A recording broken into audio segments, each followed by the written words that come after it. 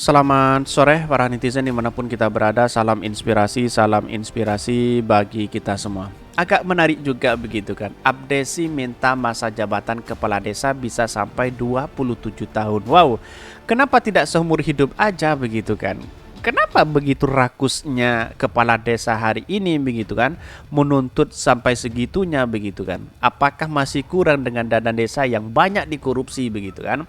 Bahkan di satu sisi ada yang mengatakan bahwa yakin rakyat setuju dengan jabatan Kades 9 tahun. KPK punya data mengerikan soal dana desa. Banyak begitu kan. Ya buktikan saja begitu. Tapi perlu diingat inilah komentar-komentar netizen seperti ini. Ini ya komentar-komentar netizen ini sangat menarik. Ada salah satu kepala desa yang juga minta maaf begitu kan. Ini satu kata serakah. Abdesi minta masa jabatan kepala desa bisa sampai 27 tahun begitu. Kenapa tidak seumur sekalian begitu kan? Seumur hidup sekalian begitu. Kalau 27 tahun ya istrinya terpilih lagi ya menjadi 50 lebih begitu kan.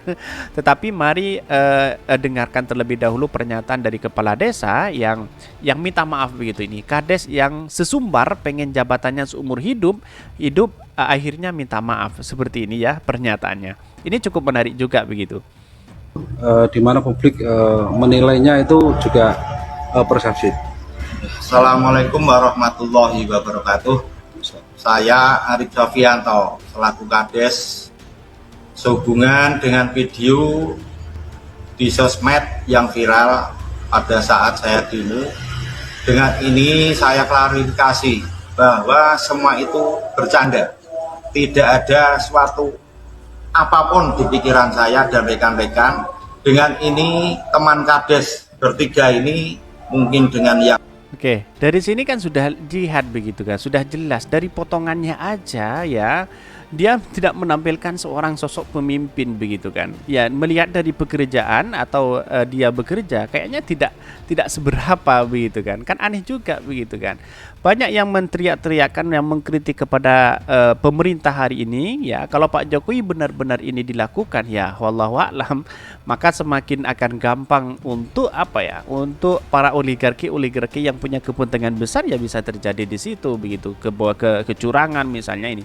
Ada profil kades seperti ini yang bisa dipercaya dan amanah terhadap warganya. Ini profil yang suka dugem, arogan. Ini muncul spekulasi ini. Panik nggak? Panik nggak? Aliran dana desa dan contoh bobroknya kepala desa selama ini tidak menjadi sorotan setelah jadi viral dan aliran dana desa dan bobroknya dari kebongkar publik sehingga menjadi bahan edukasi untuk mencerdaskan masyarakat desa dan dana desa itu bersifat proyek ya. Semakin ketar-ketir hari ini begitu kan karena KPK sendiri menunjukkan begitu banyak data-data dana desa yang dikorupsi begitu. Model rambutnya tidak mencerminkan pengayom warga desa. Nyentrik boleh dah utamakan etika, santun dalam berpenampilan. Ya, apakah ini bisa yang memperjuangkan bahwa semuanya harus dikabulkan begitu kan. Ini zaman SBY ketika ada wacana pengalokasian dana desa, saya pernah menulis dana desa milik kecenderungan untuk korupsi. Ya, sampai hari ini banyak dikorupsi begitu kan. Artinya apa? Artinya ya sampai transparansi di desa tidak maju, dana desa 1 miliar dan sebagainya diterima, dikorupsi berapa begitu kan. Kira-kira seperti itu logikanya begitu.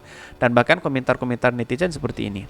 Ini ya yang saya bacakan dari Detik News ya. Abdesi ya minta masa jabatan kepala desa bisa sampai 27 tahun. Kenapa tidak seumur hidup sekalian? Kan begitu logikanya. Asosiasi Pemerintah Desa seluruh Indonesia Abdesi meminta agar masa jabatan kepala desa Kades tidak hanya diubah menjadi 9 tahun. Abdesi juga minta agar kepala desa bisa menjabat hingga 27 tahun atau 3 periode. Kami merekomendasikan agar bukan lagi 9 tahun 3 periode, tapi 3 periode karena alasan kita yang sudah menjabat dari masa sekarang itu otomatis dia tidak bisa mencalonkan lagi. Jadi kepala desa ada yang 1, 2, 3 periode. Kalau misalnya tidak disetujui 3 periode kan masalah bagi yang 2 periode, kata Sunan dalam jumpa pers ya. Artinya apa? artinya kalau sudah 2 periode lalu kemudian tidak bisa mencalonkan lagi menjadi calon kepala desa, ya dia juga ketar-ketir begitu kan. Ya mintanya 3 periode begitu. Wah, luar biasa begitu kan. Begitu sudah ketahuan rakusnya di mana begitu, rakus kekuasaan di mana begitu. Sudah ketahuan hari ini begitu kan. Ini harus diaudit kepala desa seperti ini begitu. Kalau saya pribadi ya diaudit ya dana desa itu biar ketahuan di mana, terus disalurkan kemana begitu, apakah dikorupsi atau jangan-jangan punya istri 2 begitu kan. Karena pada hakikatnya kepala desa itu sering punya istri 2, banyak ini kejadian begitu kan. Ini yang harus kita telusuri begitu, dari mana aliran dananya itu kalau bukan dari dana desa begitu kan. Gaji pas-pasan misalnya, istrinya 2, anaknya 5 misalnya, ya tidak cukup begitu kan.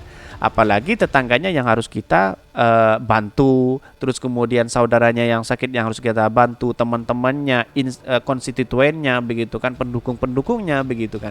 Ya tidak cukup dengan uang segitu begitu. Maka kalau tidak punya kepentingan, tidak bisa membangun bangsa, membangun desa, ya mending tidak harus mencalonkan diri menjadi kepala desa begitu. Sunan pun mengungkapkan alasan mengusurkan agar masa jabatan kepala desa bisa diemban sampai 27 tahun. Menurutnya masa jabatan maksimal 2 periode akan merugikan kepala desa. Bahkan yang jabatan 6 tahun itu tidak mengikuti, secara otomatis tidak jadi 9 tahun. Kerugian dong bagi kepala desa yang sudah 2 periode.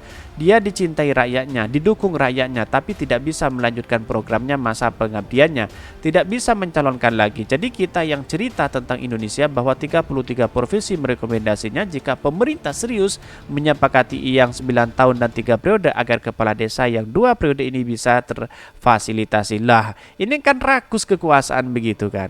Dalam artian ya ini melebihi dari Soeharto kalau saya pribadi ya. Ya kenapa tidak seumur hidup sekalian begitu. Alasannya yang 2 periode lagi tidak bisa menjabat lagi begitu kan. Mintanya 3 periode akan berkuasa lagi 9 tahun. Wow, ini di mana letak logikanya kalau bukan kerakusan begitu kan. Ya dana desa itu sangat menggiurkan sekali. Apalagi dana BLT, dana raskin dan sebagainya yang dicolong oleh para perangkat desa dan kepala desanya itu begitu kan. Banyak yang kong kali kong begitu kan. Padahal modal untuk mencalonkan menjadi kepala desa itu sangat banyak, hampir 1M, 2M begitu kan. Ini cerita fakta begitu. Ini menunjukkan bahwa ada kemunduran demokrasi dalam membangun desa hari ini begitu kan. Ya untung sekarang publik bisa cerdas. Tetapi kalau pemerintah ya sekarang ini ya sudah disetujui, wallahu alam begitu kan. Di mana letak logikanya hari ini begitu kan. Bahkan Sunan mendesak pemerintah untuk memasukkan usulannya ke dalam revisi Undang-Undang Nomor 6 Tahun 2014 ya sebelum pemilu 2024 mendatang. Dia enggan wacana pemerintah berpanjangan masa jabatan hanya sebatas janji palsu saja.